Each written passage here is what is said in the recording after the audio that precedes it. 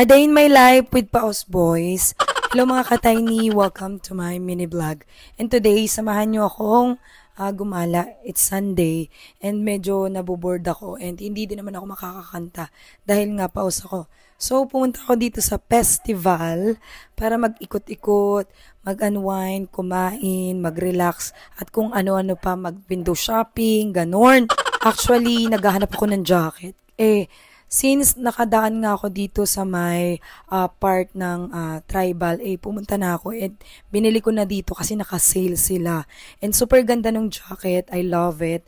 Then after ko nga bumili sa tribal, dumiretso na din ako sa kakainan ko na restaurant. So dito ako napunta sa Kuya Jay. Kasi masarap dito yung halo-halo kasi nagkikrave talaga ako, mga ka-tiny, sobra. Kahit paus na ako, kahit wala na akong boses, go for it. Dahil nagkikrave ako and ayokong magsisi sa pagkikrave ko, ganon. At ito na nga, dumating na nga yung pagkain. Ito ang mga in-order ko. Sobrang dami, hindi ko talaga naubos yan. Pero, syempre, hindi ko lang nakain yung mga chicha-chicha kasi hindi ako mahilig doon. Mas pinili kong kainin yung rice. So, syempre, yung ulam. Ang sarap-sarap ng ulam kasi may gulay siya. And, masarap talaga yung pagkain dito, in fairness. Sobrang maarte talaga ako pagdating sa restaurant. Pero, dito sa Kuya Jay, sobrang sarap ng foods nila. And, highly recommend it, lalo na kapag halo-halo.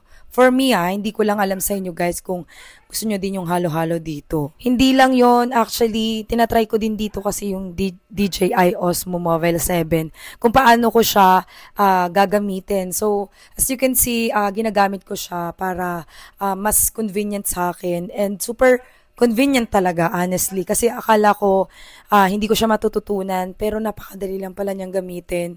And so, sobrang ganda niya. Kasi, pagdating sa, stabilizers, napaka-stable niya talaga and hindi talaga gumagalaw, ganun. Pero as aspiring vlogger, gusto ko pa siya matutunan and pag-aralan pa kasi I'm sure marami pa siyang eksena para mas mapaganda ko pa yung video ko.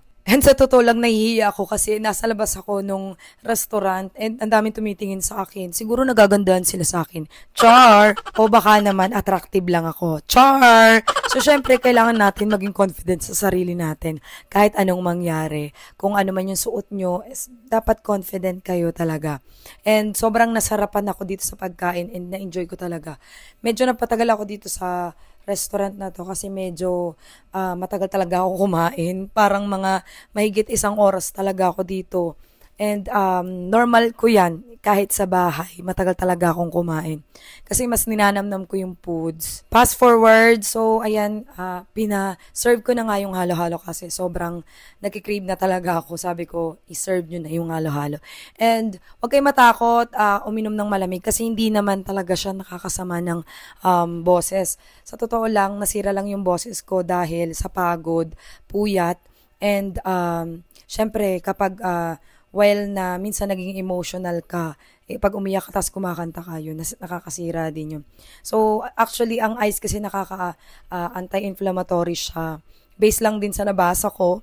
And, para mas malaman nyo is mag-consult din kayo sa doctor ninyo kung talagang pwede kayong uminom ng malamig o hindi kapag may problema kayo sa throat.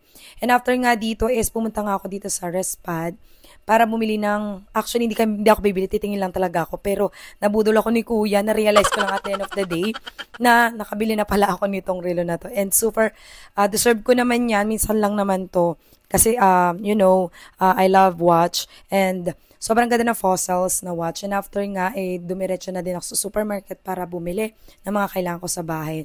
And after nyan, umuwi na din ako kasi yun lang naman ang ginawa ko sa mall.